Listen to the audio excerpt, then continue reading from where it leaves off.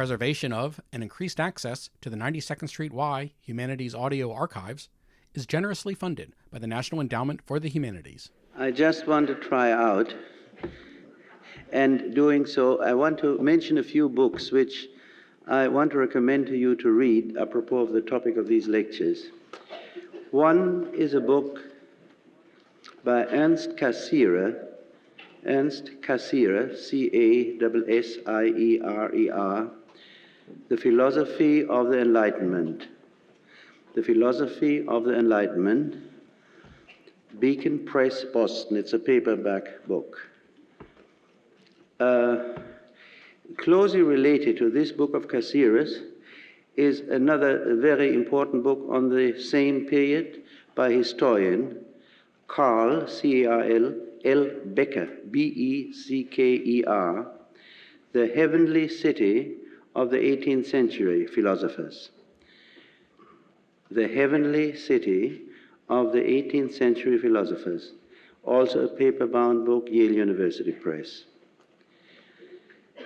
I also want to recommend a book which I wrote, at least I wrote half of it, not quite, Marx's Concept of Man.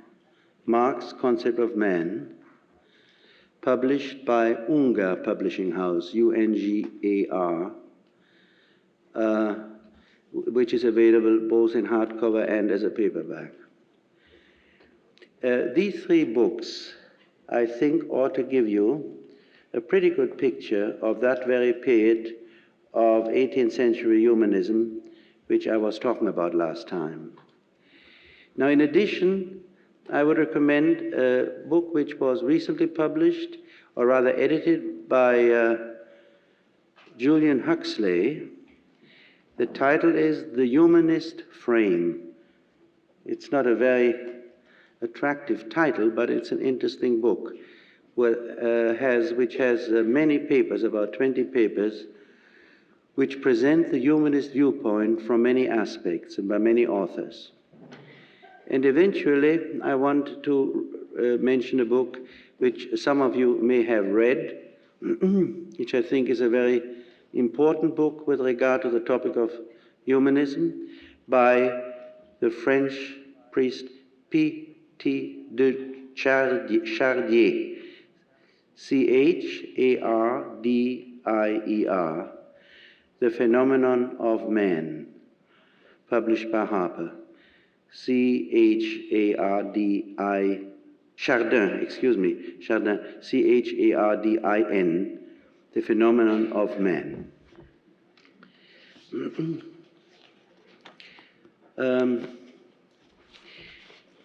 In addition, I wanted to read you something from Washington's farewell address, which one of the hearers of this course was kind enough to bring to my attention after our last lecture, and I think it fits in very well into this lecture to give you an idea of how the very same ideas of humanism were effective only something like 150 years ago in a culture which they are so much less effective now. Washington said, "The nation which indulges toward another an habitual hatred or an habitual fondness is in some degree a slave." The emphasis, of course, is on habitual. It is a slave to its animosity or to its affection, either of which is sufficient to lead it astray from its duty and its interest. Antipathy in one nation against another disposes each more readily to offer insult and injury, to lay hold of slight causes of umbrage, and to be haughty and intractable when accidental or trifling occasions of dispute occur. I want now to proceed with a continuation of the topic I had talked about last time. As you will remember, in the last lecture, I tried to give a picture of the idea of humanity, of the oneness of humanity, of each man representing in himself all of humanity, which was the idea culminating in the philosophy of the 18th century. And then comes this strange and very tragic change in the history of Western man. The very French Revolution, which was built on the ideas of the philosophers which expressed this humanism, this same French Revolution was a beginning exactly of the opposite of the spirit of humanism. It became the beginning of Western nationalism, or as we have to say in the year 1962, and even with all sympathies with the Algerians and the Africans, it was a beginning of a pernicious nationalism on a world scale which destroyed the very beginnings of humanism, which we talked about, found their highest expression in the 18th century.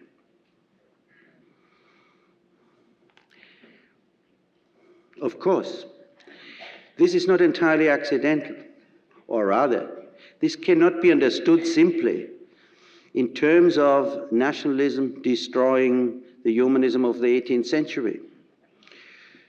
Just to mention one little detail which has been debated in historical circles, namely to what extent the slave trade itself was effective in destroying the spirit of humanism in Europe.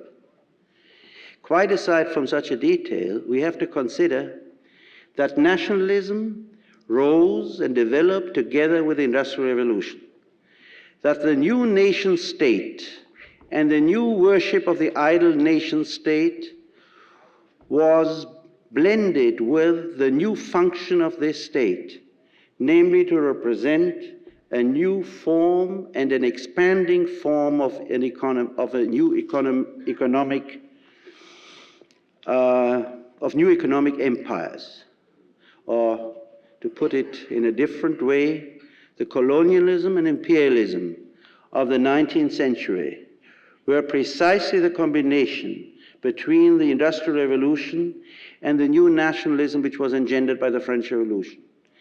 And we see here one of the historic paradoxes and ironies, namely that the French Revolution, which began as a liberation movement against feudalism, and whose nationalism was actually the uprising of the people against their feudal masters, that this very same nationalism in a very short time was transformed into its very opposite function. It was not anymore a liberating nationalism in spite of all slogans and in spite of all songs, but it became an imperialist nationalism in the name of which France, until recently, has tried to suppress another nation.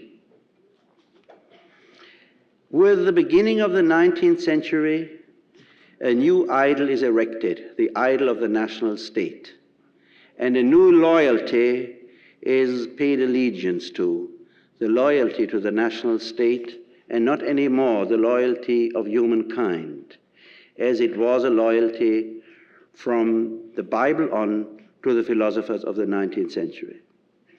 And a new virtue, of course, comes in with this new loyalty.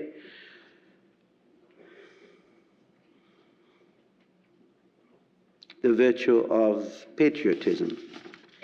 It was indeed a conservative man, Samuel Johnson, a Tory, who said, and many of you know his saying, patriotism is the last refuge of a scoundrel. Indeed, only somebody could say that who had inhaled and drunk the spirit of humanism. Only he could feel that this new patriotism, which was nothing but the idolatry of the national state, that this indeed was, as he put it, the refuge of scoundrels. I think one can say very often not the refuge of scoundrels, but the refuge of plain incompetence and stupidity. And indeed, once this new nationalism arose, then, as Randall puts it in a very interesting book, The Making of the Modern Mind, the maxim arose that to love one's country in the common estimation means to hate all foreign lands. And you find indeed the very peculiar phenomenon that those who hate foreign countries most pretend to love their own country most. That hate indeed becomes a proof of love. Sometimes that happens in individual life. Somebody says, I hate everybody except my children, and for politeness' sake, he sometimes adds, and my wife. But it is quite clear as a fact that hate is never a proof of love, but always its negation.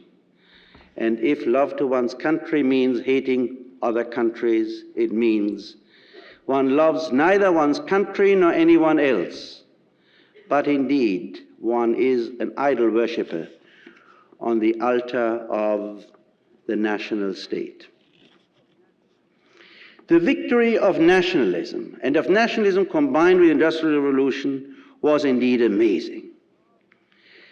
It is hard to believe, had we not witnessed similar developments, let us say, in the Soviet Union, it is hard to believe how in the course of a few years, the spirit of the 18th century could be transformed in the spirit of the crudest idolatry of the nation. It begins, of course, with the end of the French Revolution, with the Napoleonic Wars, but not only with the Napoleonic Wars, it begins with the so-called liberation wars of the New Germany, which begins in the fight against Napoleon and in the fight for its very liberation. It becomes more and more rampant in those years. 1871 marks the final and definite rise of the New Germany.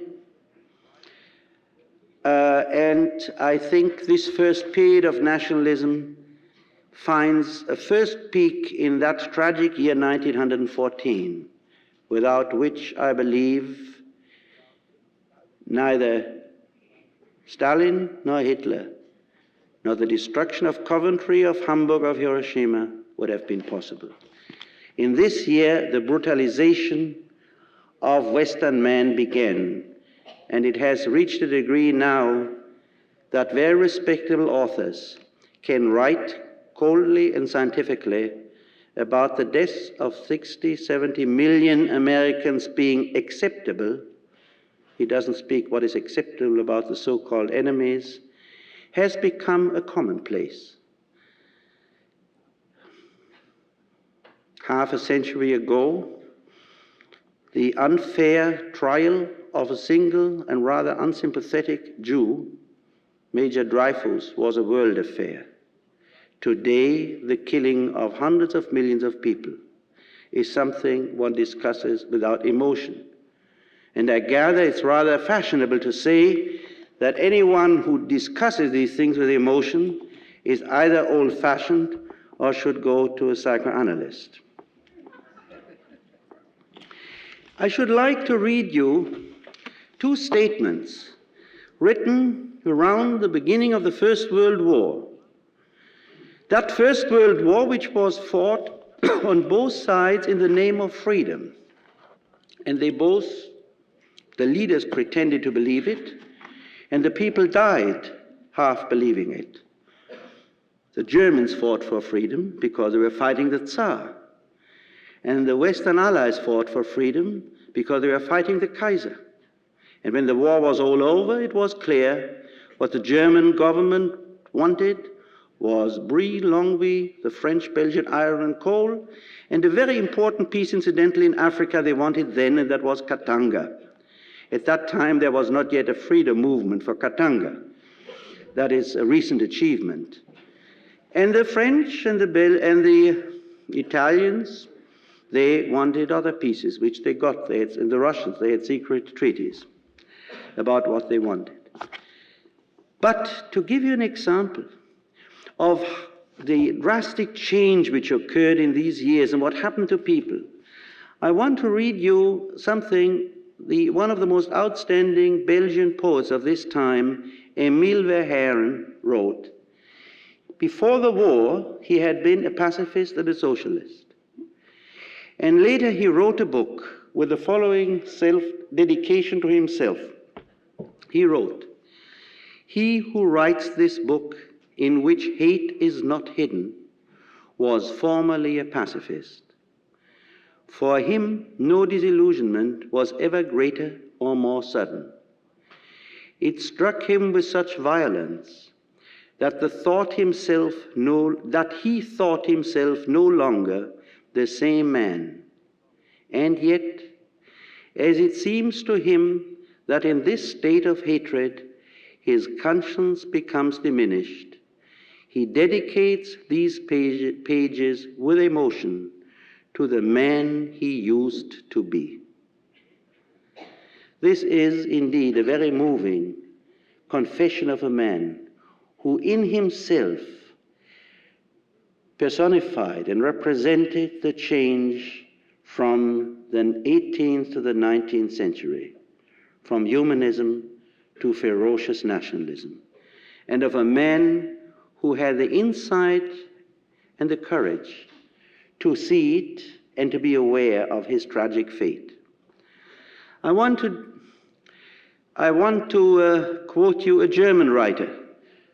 This was written at the same time.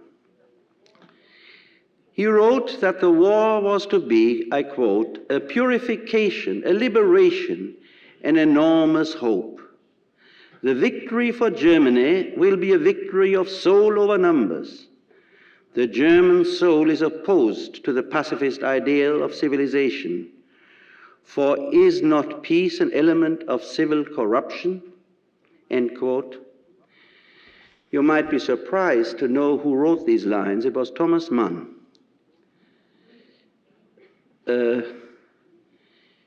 Well, he was not quite as sensitive, maybe, and maybe not quite as courageous as his Belgian colleague, the poet. But he too shows that a man who later on had somewhat different views, how he could be moved by the hysteria of war and nationalism. I would say indeed that if one wants to take the measure of a man who lived as an adult in those years, the crucial question which can be asked of him is, what was your attitude about the war? Did you fall or did you not fall into the madness of national hysteria? And there were very few all over the world among the belligerents who could say of themselves they did not stumble, they did not kowtow to the idol. One of the very few great Germans was Albert Einstein, who refused to sign a declaration defending the German cause, which was signed by almost all great German intellectuals. But essentially, it was not different in Germany from what it was in all belligerent countries. And God blessed, or was supposed to bless, the various arms and various crimes.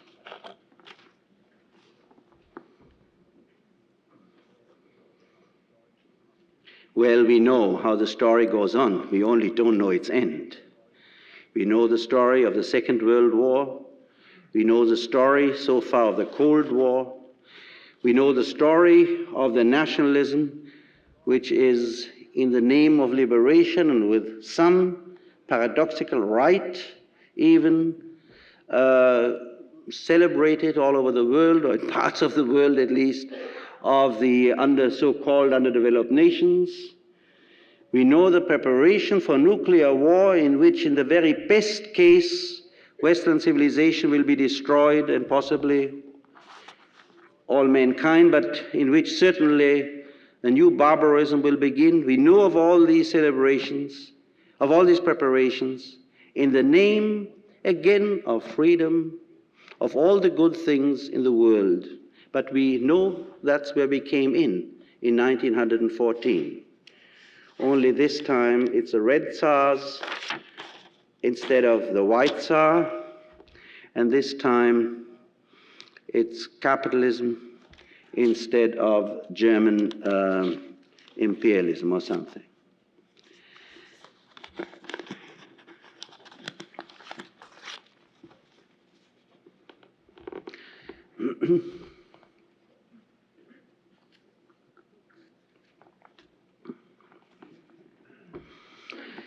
It would be interesting in this connection to speak at length what this new economy did to man. It did not only bolster up and fire his nationalism, it also transformed him slowly into a thing, into what is now called the organization man, into the inhuman person. I may have said this last time, I don't remember. Good and evil, the classic problems of ethical philosophy, of moral philosophy, both are human. But what is not human is if man becomes a thing. And this is the inhumanity which appears in the 20th century, which was not even known in the 19th century, at least not to most people. There were a few very far-sighted men, like Goethe, like Burckhardt, who saw it. I should like to mention here one particular point, and that is that how completely not only humanism has changed into nationalism, but also universality or universalism has changed into togetherness. I spoke last time about the fact how in Leibniz and Goethe and other philosophers the idea was that precisely the highest development of the individual permits him to experience himself as one with all that is human, of experiencing himself as carrying in himself all that is human and all of humanity. That is to say, in this philosophy, individualism and universalism, the sense of my unique individual self and the experience of my being nothing but the drop of water on the crest of the wave, being nothing but part of humanity. This, in this thinking, was not yet a contradiction. On the contrary, it was a polarity. Today we believe, we don't say so because we still talk the old ideology. Today we believe that the less individual people are, the more have they in common. And the great attempt is not to be away 2 feet from the herd, because that's frightening, and to do so by cutting out the little edges which are left of what makes a person himself. So, individuality is cut out, humanity is cut out, man is a little thing who has to fit in, and he knows whether he is he by knowing whether he fits. Hence, one is not in touch with oneself, one is not in touch with the humanity in oneself, and therefore the road is open for all paranoid projections and systems with regard to any stranger. Xenophobia is rampant. Xenophobia, like always, in the name of God, in the name of the God, in the name of justice. But in reality, this xenophobia is nothing but the alienation from one's own human self and the betrayal of all values which were preached since the prophets to the days of Kant or Goethe or Marx. And it is indeed this new humanity, not the evil Dr. Niebuhr is talking about. Of that evil I think we can take care of. That evil has always existed, and that evil has never threatened the existence of the human race, because the evil man still has a conscience, and the evil man still suffers from a sense of guilt, and the evil man is still our brother. But the man who does not live or die, the man who becomes a machine, he is nobody's brother. He is not himself either. And he is ready to do the work of the barbarians, whatever ideology they have.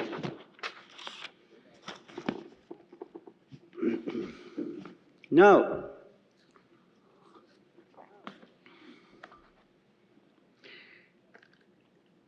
I said that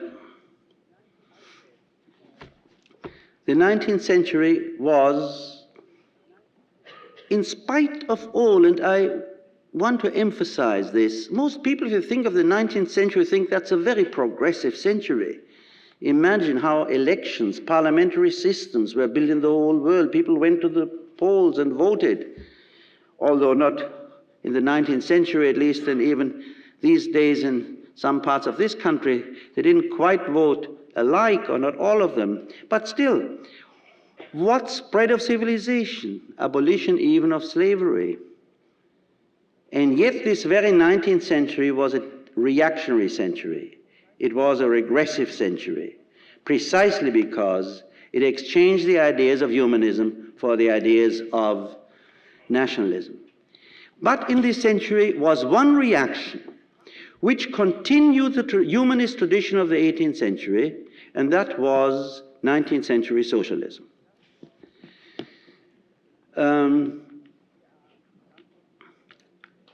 There are a number of reactions, but I think one can safely say the most important reaction to the betrayal of humanism, of the 18th century humanism, the most important protest against the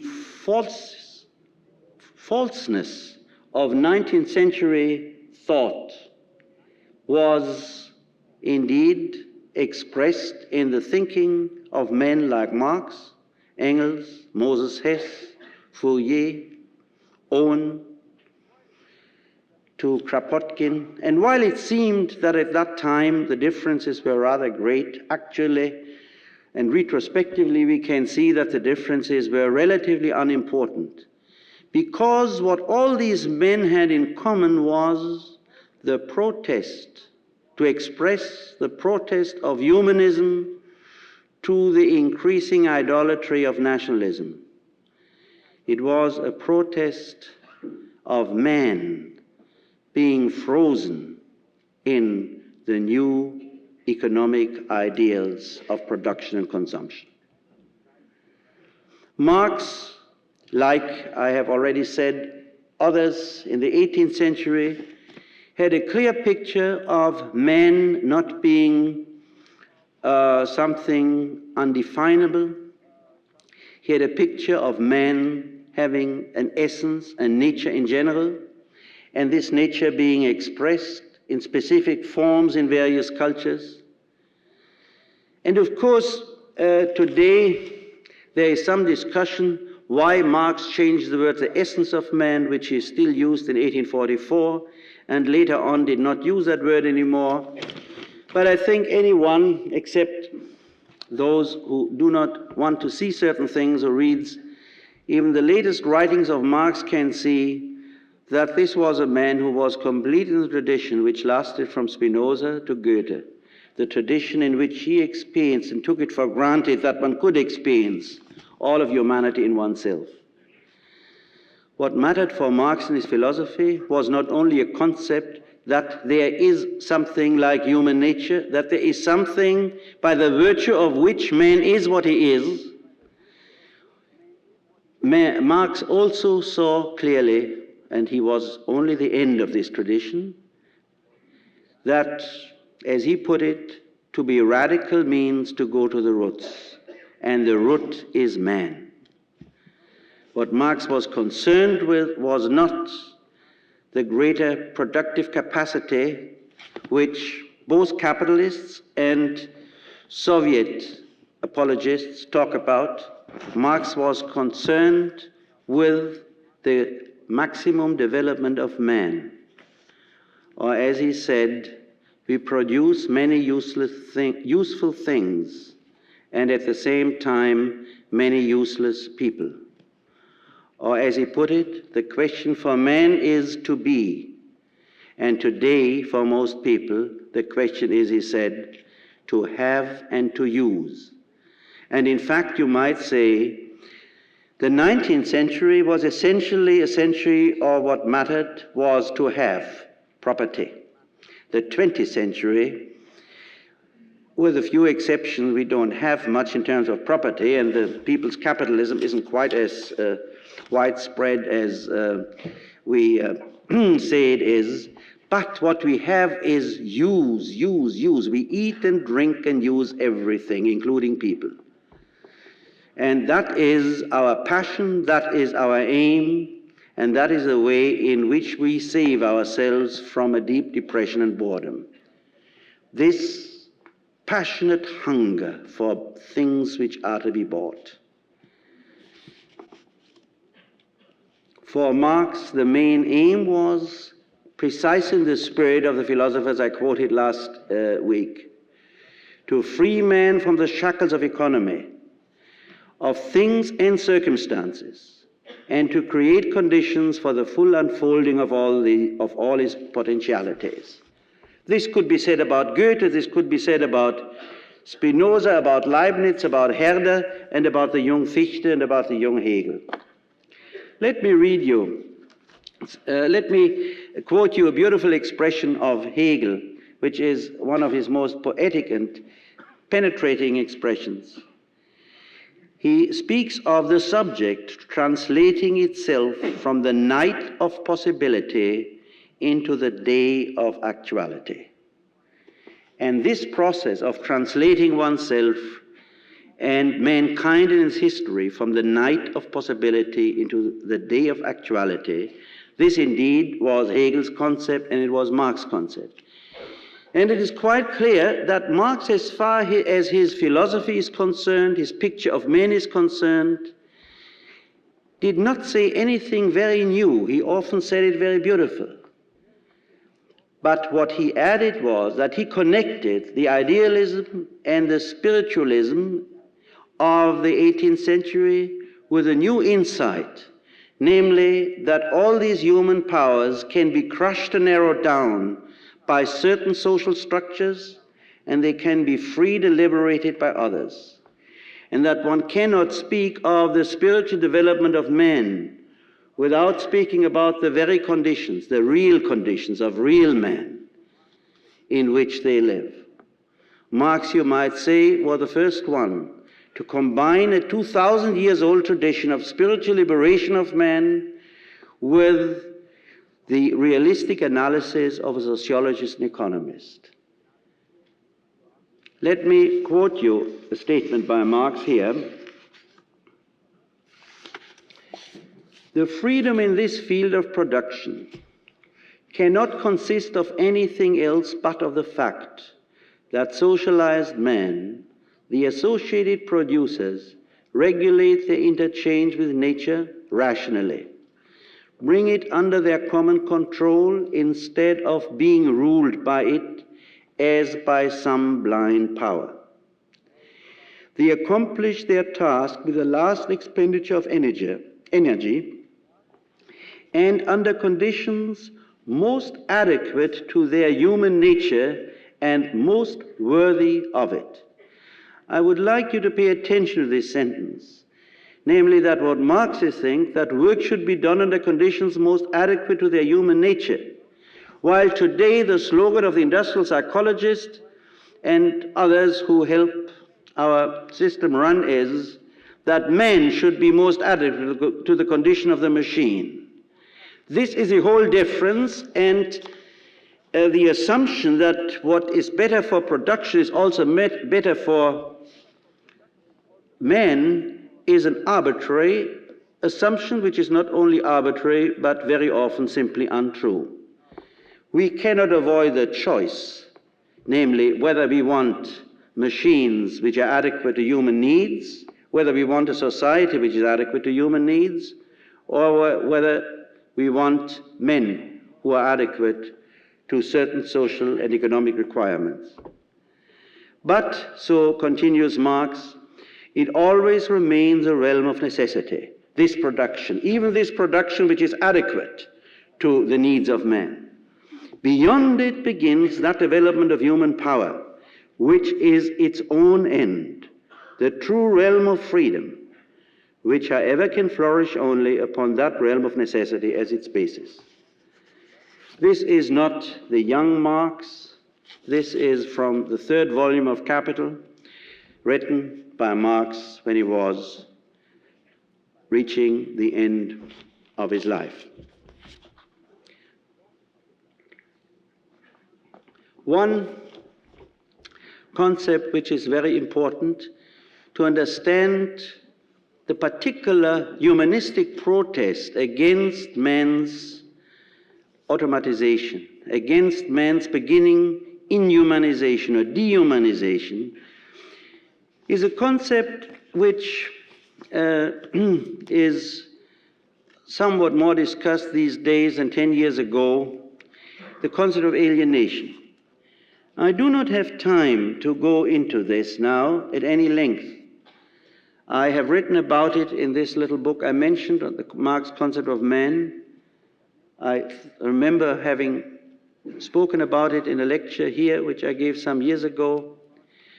I just should like to sum up the idea. The idea is that man, instead of experiencing himself as in his being, instead of experiencing his own powers of thinking, of loving, of feeling, of sensing, of breathing, if you please, that man, instead of all this, experiences nothing, but he projects his power into a word, into a symbol, into an idea, into an institution, and he believes he is in touch with his own love if he's in touch with the goddess of love, which he has built. Just as many people believe they have faith when they have transformed their faith into an idol of God, and they forgot that the God they worship is not any different from the idols against which the prophets spoke so fiercely. In the same way, man becomes, and this is another aspect of the idea, the prisoner of things, the prisoner of circumstances. And he is ruled by things and circumstances. Which generation in the history of mankind has ever been more ruled by the work of their own hands than ours, when we tremble of what the nuclear weapons might do to us, when we are the ones who created them, and we are the ones who could control them if we were not already delivered so much to the golem which we created. But alienation does not only refer to things and circumstances, not only to the split between myself and my humanity, it also refers to other experiences. And I want to give you one example. I was speaking, I think last time, about the concept of hope and faith in the future of man, of hope and faith in the salvation of man, if you put it theologically, or in the good society, if you put it more secularly. But this hope is an experience. It's something in me which I feel, something by which I live, as man does live by faith. But already during the French Revolution, this faith is transformed into an idol, into an ideology. And I want to read you a statement from a speech by Robespierre, in which he speaks about posterity. O posterity, he says, sweet and tender hope of humanity, thou art not a stranger to us. It is for thee that we brave all the blows of tyranny. It is thy happiness which is the price of our painful struggles. You see, it's not my hope, but I serve posterity and the happiness of posterity, not of men, not of myself, nor of future generations, but of a goddess. Often discouraged, he goes on, by the obstacles that surround us, we feel the need of thy consolations. It is to thee that we confide the task of completing our labors and the destiny of all the unborn generations of men. Make haste, O posterity, to bring to pass the hour of equality, of justice, of happiness. One couldn't express clearer a mood in which all experience of hope, of faith, of justice is eliminated by its being transformed into an idol called posterity. And those who have studied somewhat or watched somewhat communist arguments, or Soviet arguments, whatever you call it, will find that you have still there the same worship of the future, of posterity. In a perverted and rudimentary form of Marxism, it is said, whatever the laws, whatever goes with the wave of history is good, and whatever is against it is bad. And I am justified even in the worst if what I do is in the line of the future. Now, it would lead much too far, because it's a complicated problem, if I try to show you that there is an element of Marxist philosophy, of Hegelian philosophy, transformed and misused and perverted. But it is simpler, I think, that you can see that this concept is not different at all from Robespierre's worship of posterity. Posterity, the future, or the law of history, becomes an idol. And then you do not have to decide anymore. You do not have to think anymore. You do what the idol says, and then you are safe, which is the aim of almost everybody today, to be safe, I mean, in a time in which we become less safe every day.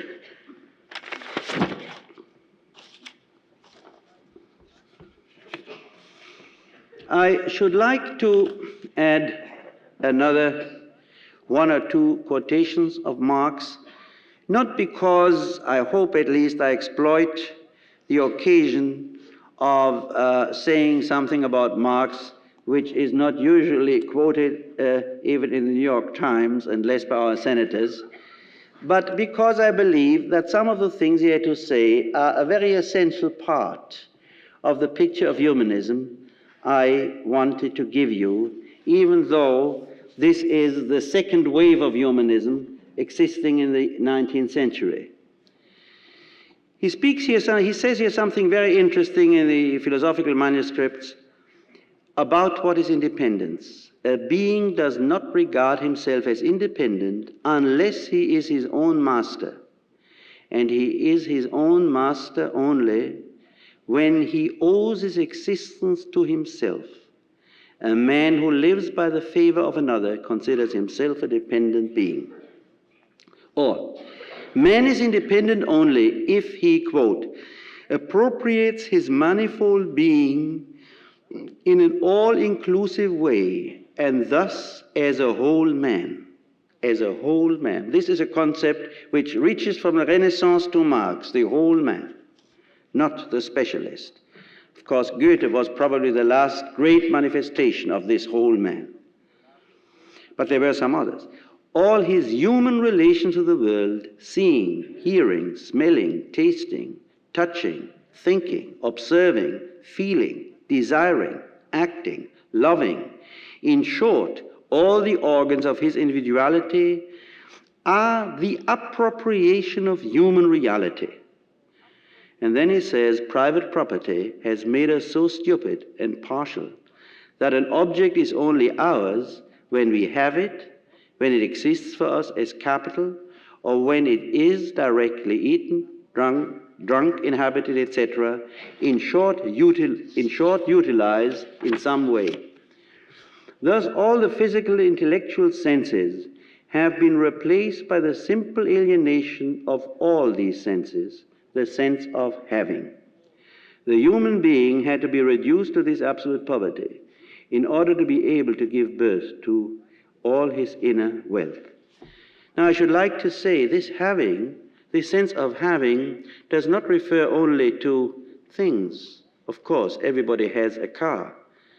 But all these days, and of course most people have a kid or some kids, and the word kid is one of these words. But aside from that, everybody these days, if he's respectable, has a psychoanalyst, because he has a problem, and maybe he has insomnia. He doesn't say, I can't sleep. He doesn't say, I'm depressed or sad or sorry. I have a problem. The only thing he does say is, I'm upset. And he can say that safely because the word upset means absolutely nothing, because it covers a range from being a little annoyed to a nervous breakdown. And if your words are that vague and indefinite, then indeed you might safely even speak of being something if this word means nothing.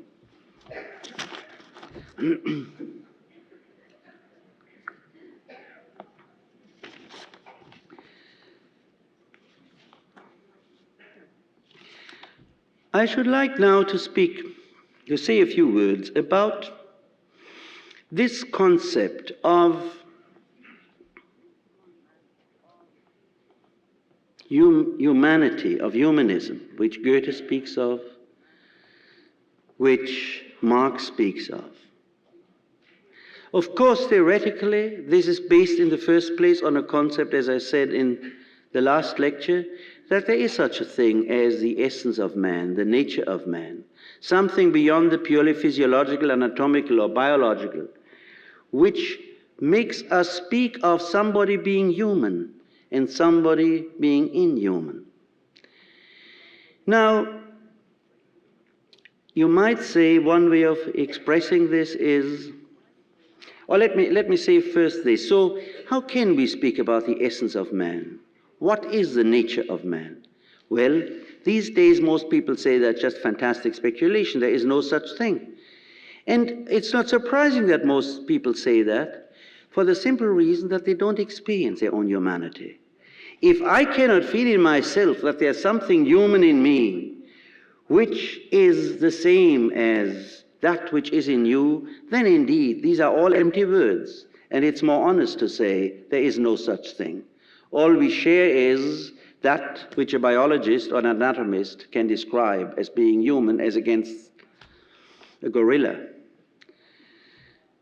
But indeed, I believe it is one of the tasks of scientific thought in the social sciences, which is not necessarily a contradiction in itself, to find out more and more what this is we could call the essence of man, what we could call that which is common to all men, how we could define that which Heidegger, for instance, called die Grundverfassung des Menschen, the fundamental constitution of man. Now, I have written something about that, and that's not really fair. I was going to say I can be brief about it because you can read it, but this is kind of making you forcing you to read my book. But I have to mention anyway, in the Sane Society, I have suggested that we can describe this basic constellation or this basic constitution of man in terms of the particular paradox of human existence. Namely, that man is in nature, that man is a being like all other animals, and yet that man is a freak of nature because he transcends nature.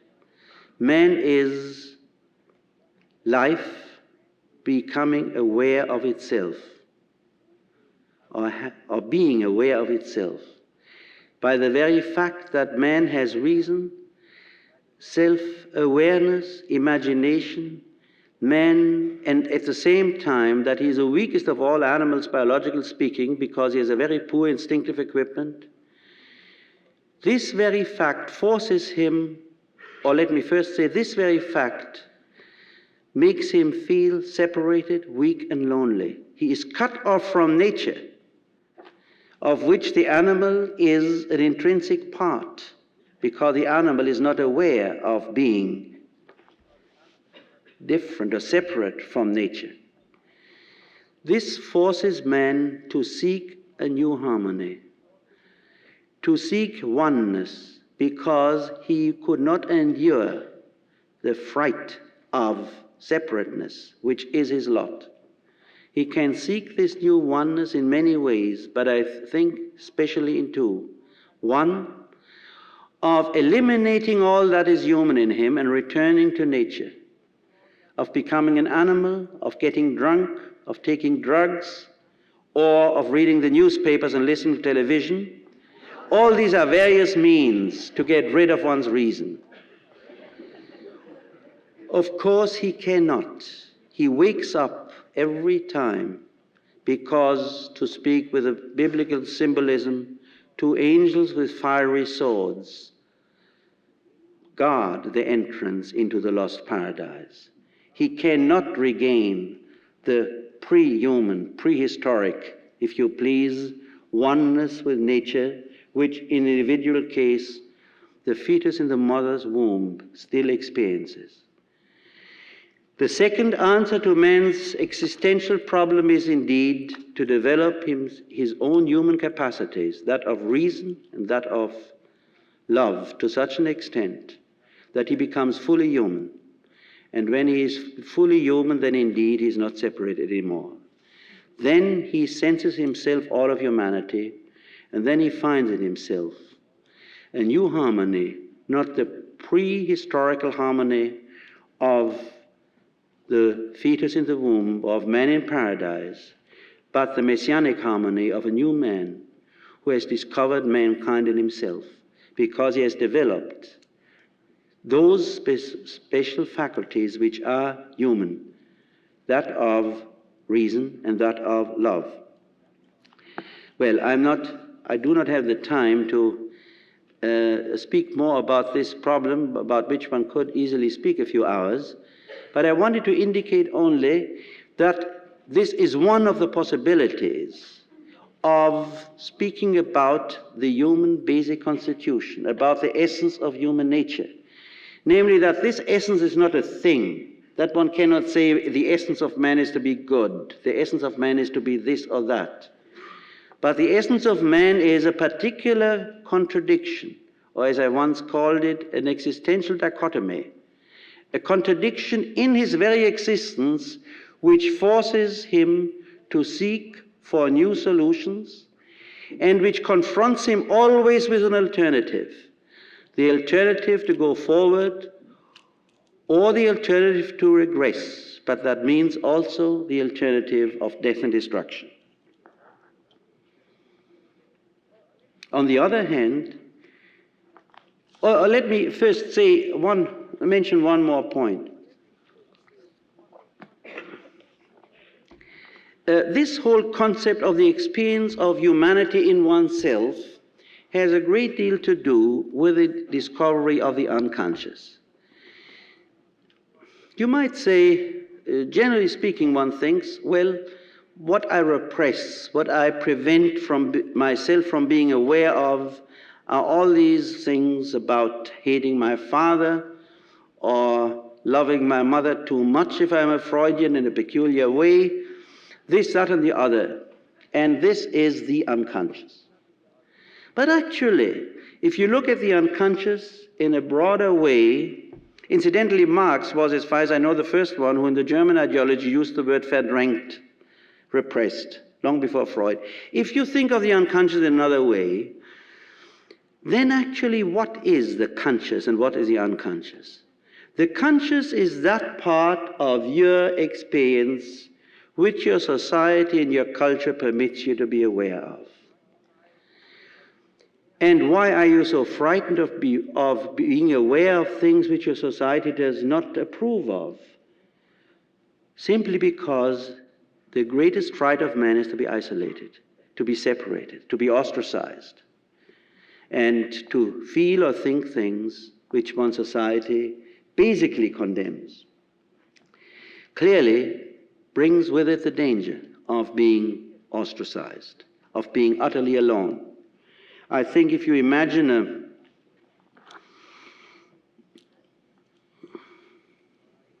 member of a war-making tribe and everybody goes on the warpath to kill and to steal and to rob, and he doesn't like it. He probably would not be aware that he doesn't like it. He would probably, maybe, he has a hysterical vomiting always, or a paralyzed leg on a psychosomatic basis, because only his whole person permits himself to be aware of it, that he just doesn't like it, but not his mind. He will heartily approve with his mind, as many people heartily approve of atomic weapons, because if they don't, they are afraid they will be looked upon as not being fully human or lacking something in their reasoning. No, then what is the unconscious? The unconscious is actually the totality of man.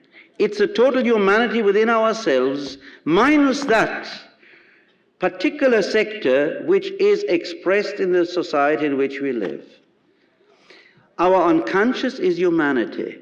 Our unconscious is that in which we are saints and criminals, children and adults, in which we are cannibals, and in which we are the men who may live 100,000 years from now. That is the unconscious. And to be in touch with one's unconscious, and this would be the essential aim of psychoanalysis, is precisely to be in touch with one's whole humanity. If I am in touch with my own unconscious, that is to say, if I put away the barrier which splits me off from myself and from all that is human in myself, then indeed I'm in touch with humanity. Then indeed I'm in touch with my fellow man, with a stranger, and then indeed I stop judging others from the standpoint of superiority. Because then indeed I can become a Christian, if you please, or then indeed I can follow the precepts of the prophets. Then I'm not a judge anymore, I'm not superior anymore, and there is no sinner in my eyes, because I am all that the other is. This is our common lot, our common human lot. But the fact of repression, the fact that we are not aware of most of what we feel, is precisely because we don't dare to feel that which is not prescribed and permitted and controlled by the rules of the culture under which we live. And that's why we are lying all the time. That's why we are accusing others all the time, because we don't dare to see that we are all the same.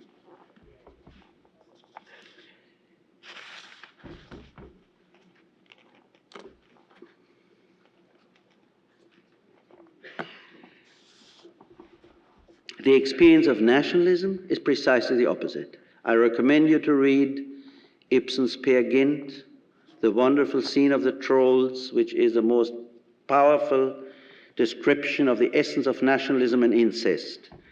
They live in caves, there is no light, they have blinded themselves, and they say everything tastes good when it is homemade. And all ideas are good when they are grown in these dark caves. This is nationalism, and it doesn't make any difference whether this is a nationalism of a small tribe of 100 or the nationalism of nations of millions, of hundreds of millions. This nationalism always denies, or this incest always denies, the community of man. It always denies humanity because it is afraid to emerge from the dark, because it's afraid to be born. And this fear indeed has powerful consequences. Because as long as I have not emerged from the womb, as long as I have not emerged from the dark, I am safe. I have no responsibility. I have no decisions to make. I still am not a fully born human being. And I'm frightened to death of the moment where I have to be fully human if I want to live at all. If I stay bound to the earth, if I stay bound to the tribe, then I can live without responsibility. Then I can function without being fully born. If I'm a free man, an independent man, if I become fully human, then indeed I must be very alive, otherwise I'm lost. And people are afraid of being alive, just as they are afraid of being free, because it is precisely the same. I don't know how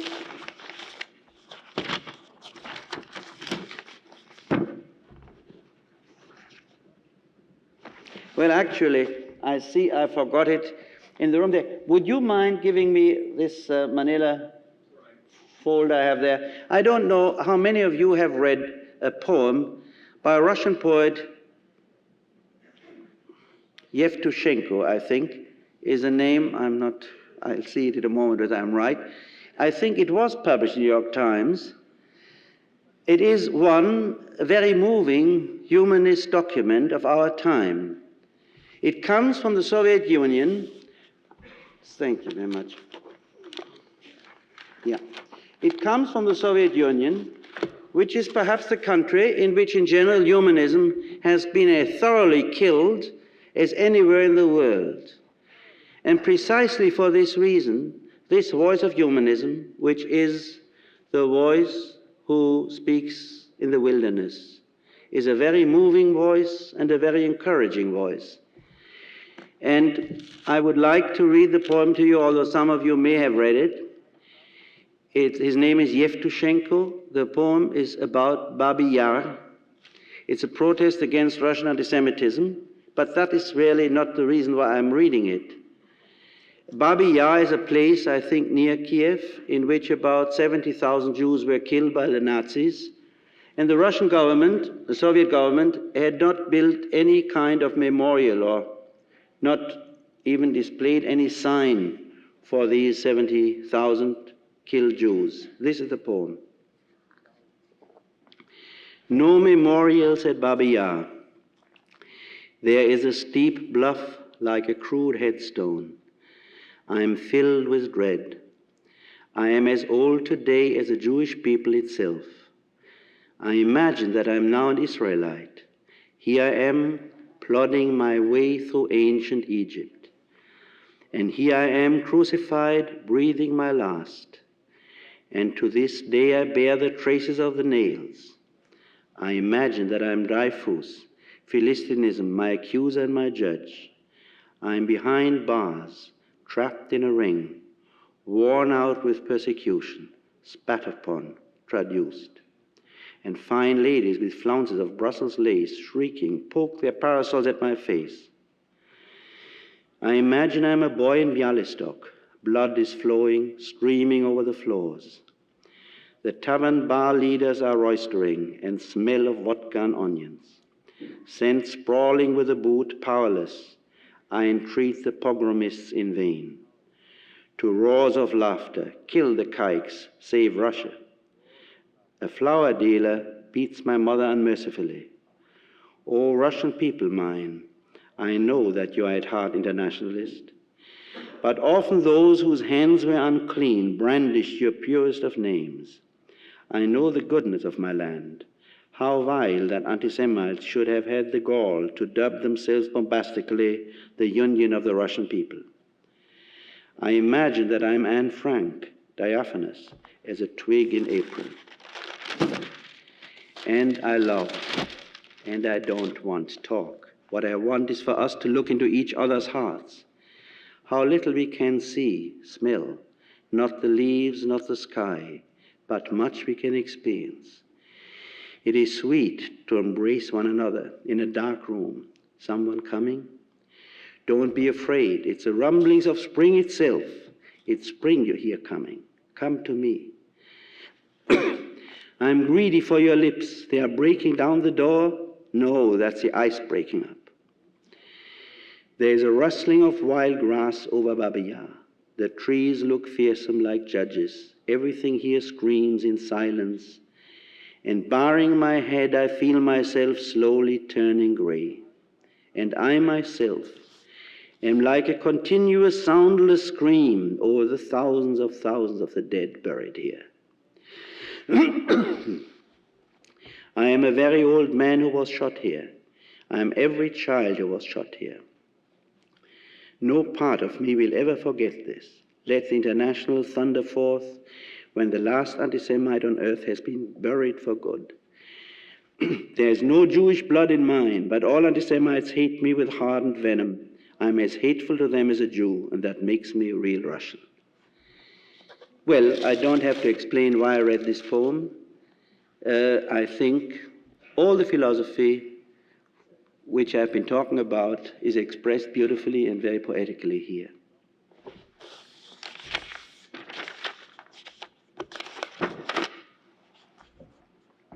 Well, it is time to stop here.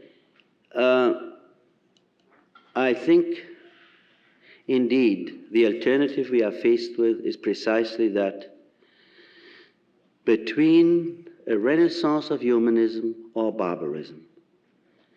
You might, between the human man who experiences himself humanity or the completely inhuman man who is much more inhuman than the evil man. You might say the alternative is essentially that between life or death. In fact, this is the only alternative man ever has. We are born every moment and we die every moment. And we make the decision every moment, whether we are born or whether we die. Only today, this decision is not only an individual decision, it is a decision which all mankind makes and which we all make every moment by the way we react to events. And indeed, I believe that the alternative is the very alternative which once has been expressed beautifully in the Old Testament, when it says, I put before you today blessing and curse, life and death, and you choose life. The fact is that nobody determines man to choose life. In the Old Testament, not even God does. The prophets never try to determine men one or the other. They are not soul conditioners and they are not preachers. They show man the truth, and they have the faith that if man can see what the crossroads are in front of which he stands, if he can see that then he might choose life. Thank you.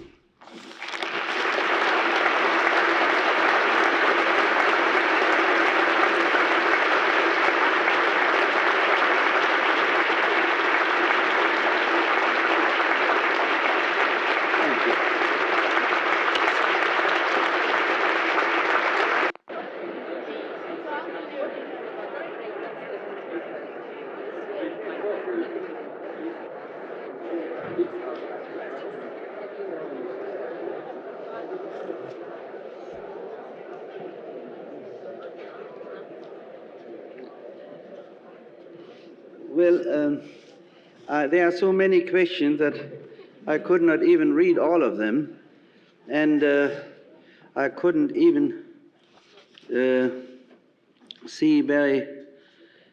make a very good selection. So, and I think even those I will only be able to read a few because otherwise it gets too late.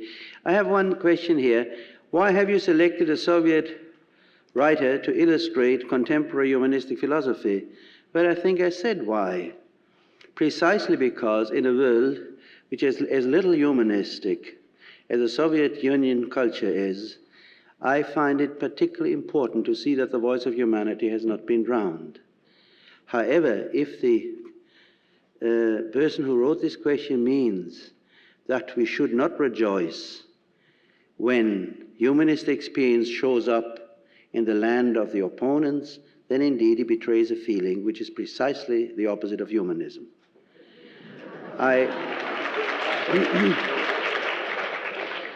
He added, how do you rationalize the pro-Soviet sentiment of the Soviet poet with his humanist sentiments?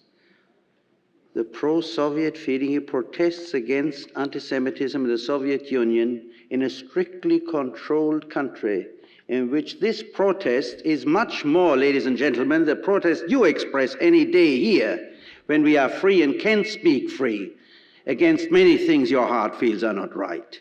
This is very much of a protest.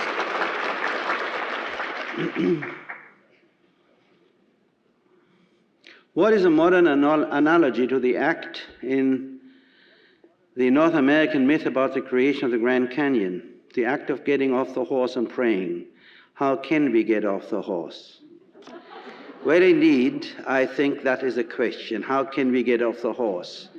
And indeed, the question is, what is the right analogy? And I think the right analogy is very simple. So we are arming and building more destructive weapons every 5 years, and we say that we do that in order to save civilization. And anyone who has eyes to see, more perhaps a little child than our adults could see, that this road definitely leads to the end of civilization. and that indeed there is only one first answer which can be given, which is precisely the answer of this North American myth. Let us stop doing what we are doing.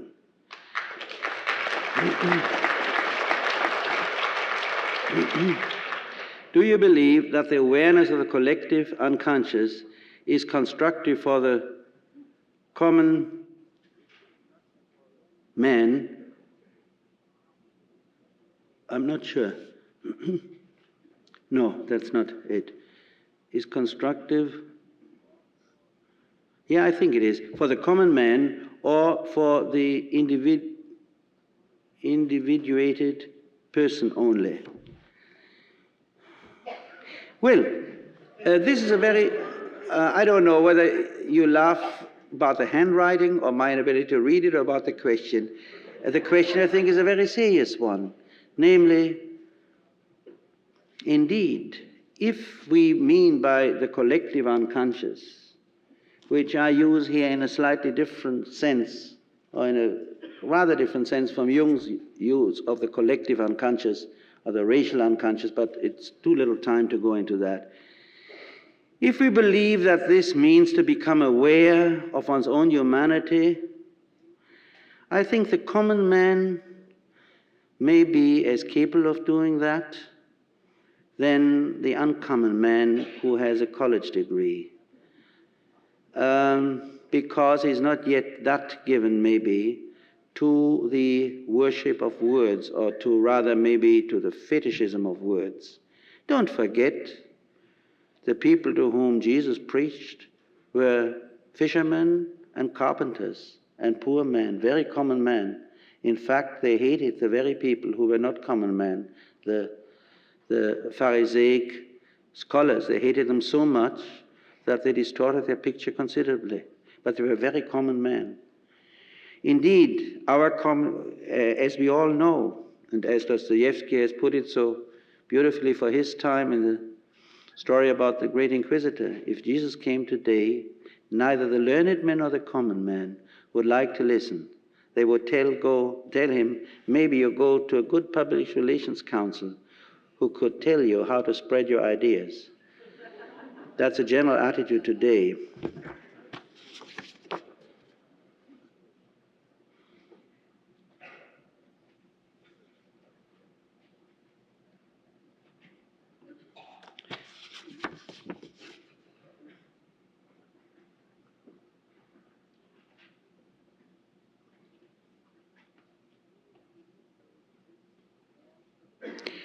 Do you see any way in which the more privileged professional people in our society could find time and the desire to become aware of themselves and others as whole persons? Well, that is a question which has been asked several times in various forms. What can we do? What can we do? This question is related to other questions. How can we get out of our situation when we are so dehumanized, when machines run us and determine our life to such an extent? Well, you know the story of Morgan. I don't know, maybe I mentioned it last time in an answer. If you ask how much it costs to have a yacht, you cannot afford it. And if you ask, how do I do this? You are already not ready to do it. If the house is on fire, you don't ask somebody, how can I get out? You get out, and you find a way to get out. The question is really to be aware that the house is on fire. And that's precisely what most people are not aware of, neither in historical life nor in individual life. Perhaps I could say one more thing with regard to this question. It is amazing the emergency powers individuals have when they are confronted with a clear decision of life and death. We see it, whether that is a simple dangerous situation in driving a car, or we see it in hundreds, thousands of refugees who have been forced to flee their country, who have done things they would have never dreamt of being able to do. Not only in physical energy, in skills, in intelligence, in inventiveness, in imaginativeness. Nobody would ever have thought people could, neither they themselves, they could do this. Why? Because when we, and that means we, our organism, our mind, our heart, our arms, our brain, everything, is confronted with the question of life and death, then energies are liberated, energies are freed, skills are freed, which otherwise do not exist, which only shows that usually we live far below our level of energy and skill. I think the problem of political life and the problem of individual life lies precisely in this, that people are not aware that it is a matter of life and death. People fractionate their decisions. A young man, let us say, to give a very simple example, but a very sad one and a very frequent one, a young man can choose between two jobs. One will lead him into the golden cage of a big corporation, maybe, and one will permit him to live a free life. But it seems to him the decision is only that maybe here he gets a little bit more money, a little bit greater security, the other is a little bit less secure. If he could visualize how we look 30 years later, how bored, how unhappy, how depressed he will be, when he has no more freedom to choose his life, he may have no difficulties whatsoever of choosing, of making the better choice. But precisely because we fractionate, precisely because we never see when there is a fork of the roads, we never therefore recognize that we have taken the wrong road. Precisely for that reason, our energies are not mobilized. And that's why we are not capable of choosing right in such matters in which it would take a great deal of energy and thought to choose the right thing. Now, there are two ways of encouraging people. One way, sometimes used by doctors, by psychiatrists, by preachers, by senators, by politicians, by newspapermen, is to say, tout marche bien, Madame la Marquise, all goes well. Things are not so bad, we'll probably have peace, the armament race will lead to peace. Yes, indeed, there's this or that wrong, but on the whole, things are better. If you do that to people, individuals and groups and societies, you damage them deeply because you deprive them of the one chance which they have to avoid disaster. And that chance is to see the truth, to see where they are going, to see what's going to happen, and then to act. Obviously, people are not so dumb, and people are not so bad, but people miss one thing, and that is people miss to see what the Spaniards call la hora de la verdad, the minute of truth. This is a very significant symbol. I don't know how many of you have seen a bullfight. I don't mean to speak now for bullfights, but they have a very interesting symbolism. And that is that the whole bullfight is the skilled evasion of the bull.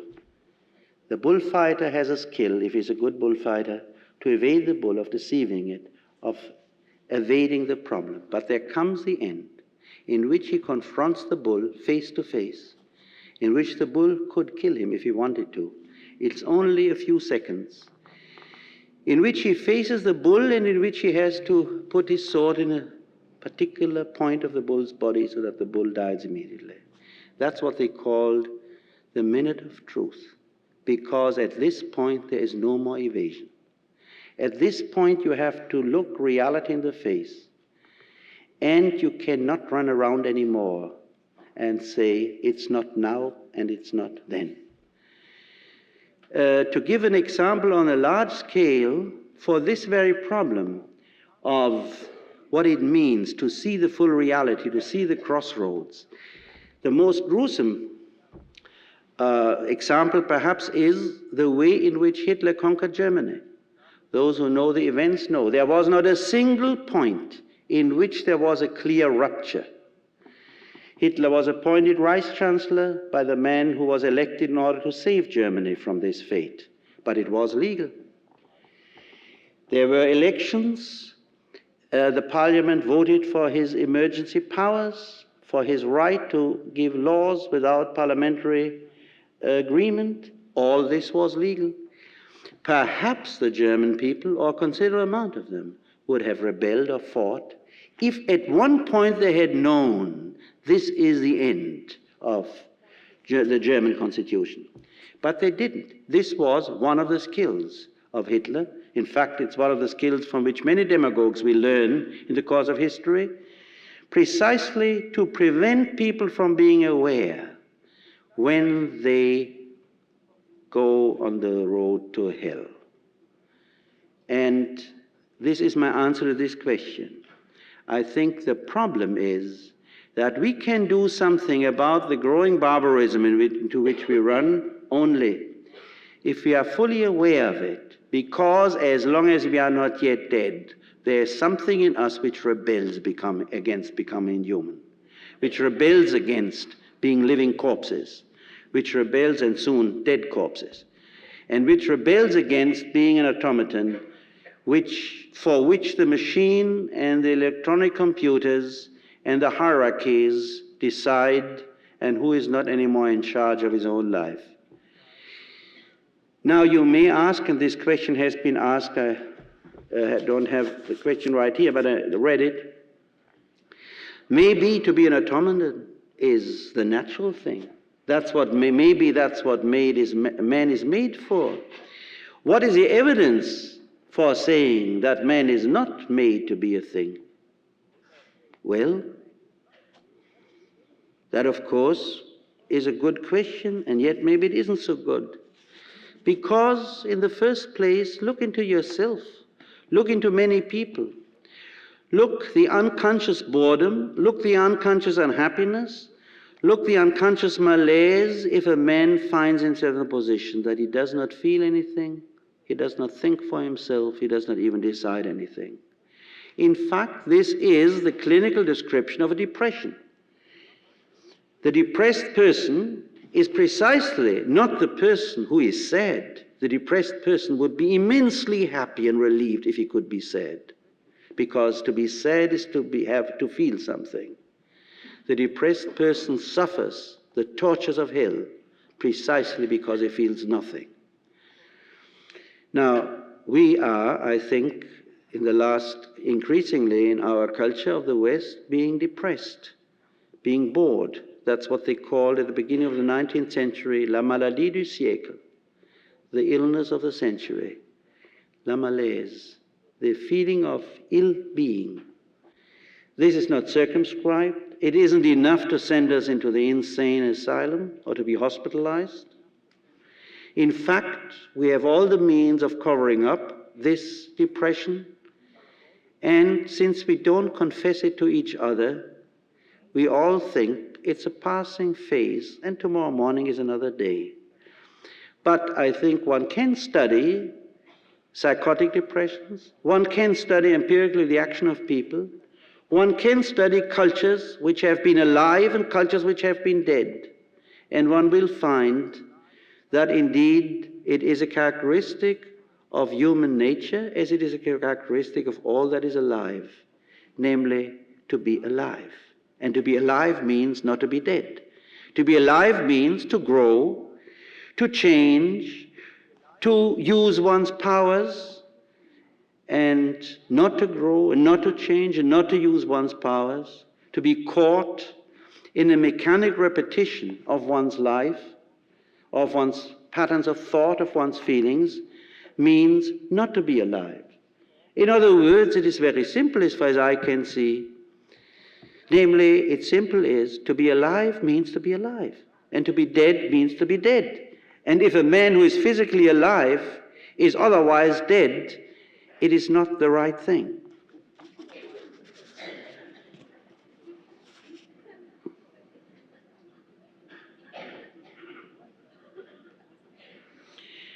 There's a question,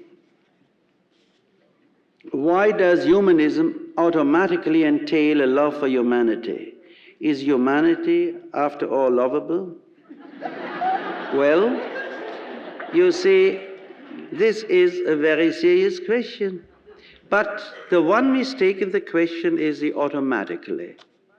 If you assume that anything happens automatically, then you are dead. Or then you speak about electronic computers, or about parts of the bureaucratic machine. There things happen automatically, without principle, without conviction, without aim. They happen because there's a certain logic once the computer or the bureaucratic machine is fed with certain principles. There's nothing automatic about it. But what is about it is that a person who is fully alive is in touch with himself, and that's what humanism is. Whether humanity is lovable, that is really not quite the question. Who knows? Maybe none of us is lovable. Let's try out. But it'd still be better to be real than to be pleasant, provided we assume that pleasant people are lovable.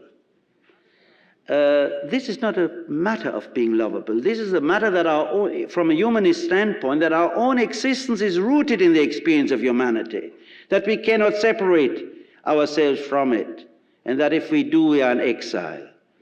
We are in exile spiritually. We are in exile from that which makes us human. And that is not a matter of being lovable. Well, I'm awfully sorry. There are many more questions, but I'm afraid this is the time to stop. Thank you.